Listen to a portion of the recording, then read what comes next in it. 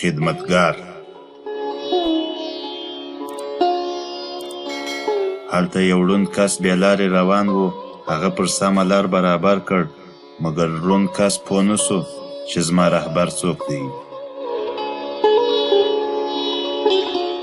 یو بل کس په خواږه خوب ویده و. په خوا کې یوې حشرې سر راوچت کړ.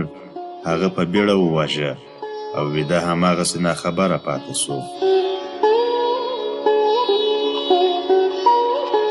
د شپې په مسجد کې ناروغه مسافر زګیروي کول. هغه یې په خدمت کې شپه سبا کړه. مسافر د سهار خواته مړ سو او خپل زړه سواندی خدمتګار یې ونه پیژنده.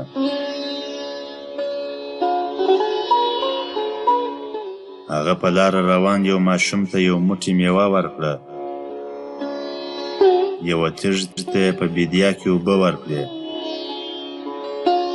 د یوه وږي سره یې خپله ډوډۍ نیمه کړه، مګر یوه هم ونه پیژندی چې دی څوک دی. د دې لوی لارې نه هغه اغزي او کاڼي لیرې کړل، مګر څوک چې سبا ته په دې لار راځي د هغه له خدمت څخه نه خبریږي او هغه نه پیژني.